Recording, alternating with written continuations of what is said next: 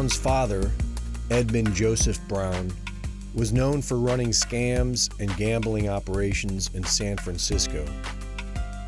With the help of businessman William Newsom II, Pat Brown became governor of California for 2 terms. During his governorship, he awarded the Squaw Valley concession contract to William Newsom III and his partner, John Pelosi. The deal was criticized for the state of California paying for everything and getting nothing. William Newsom III grew up with the governor's son, Jerry, who was training to be a Jesuit priest. John Pelosi's son, Paul, married Nancy D'Alessandro, daughter of Thomas D'Alessandro Jr., who was known for smuggling heroin into the U.S. with Lucky Luciano and the Baltimore Mafia. John Pelosi's son, Ron, married William Newsom's daughter, Barbara. Over ongoing disputes about the Squaw Valley concession, William Newsom Sr. threatened to hurt the governor politically, just as Governor Brown was running for a 3rd term against Ronald Reagan. He lost. But 8 years later, the former governor's Jesuit son, Jerry, reclaimed the governorship in 1974.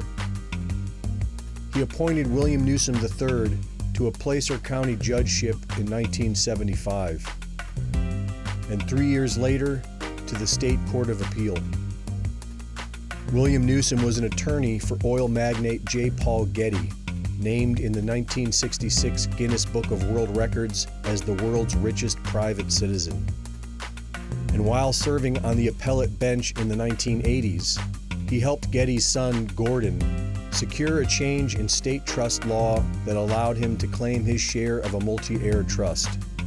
After Newsom retired from the bench, he became administrator of the Getty Trust and provided seed money for his son Gavin Newsom, Nancy Pelosi's nephew, to start the Plump Jack business that led to a career in San Francisco politics as mayor of San Francisco and lieutenant governor of the state of California.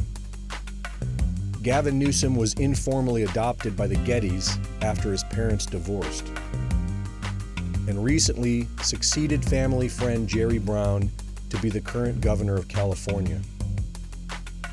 For 80 years, these 4 families have ruled over the state of California politically.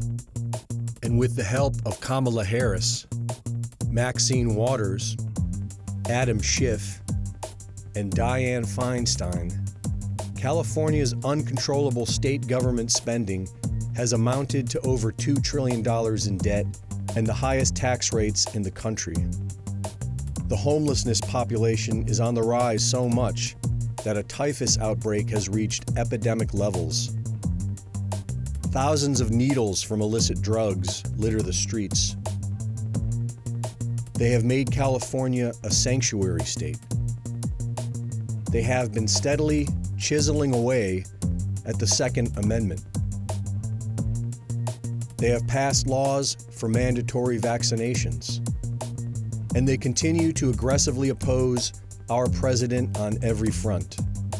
On October 1st, 2016, right before Donald Trump won the election, President Obama transferred full control of the internet from the U.S. government to an independent California nonprofit organization. In a cyber war scenario, the U.S. government may not have control over the internet. Even if it secures military and government domains and IP addresses, the targets in cyber warfare are likely to be civilian, and the U.S. government requires private sector infrastructure to operate. Since the internet underpins our computer systems, electrical grids, communication systems, and other critical infrastructure, our entire civilian society could be at risk. Who controls California? Who controls the 4 families? What is a republic? For NewsWars.com, this is Greg Reese.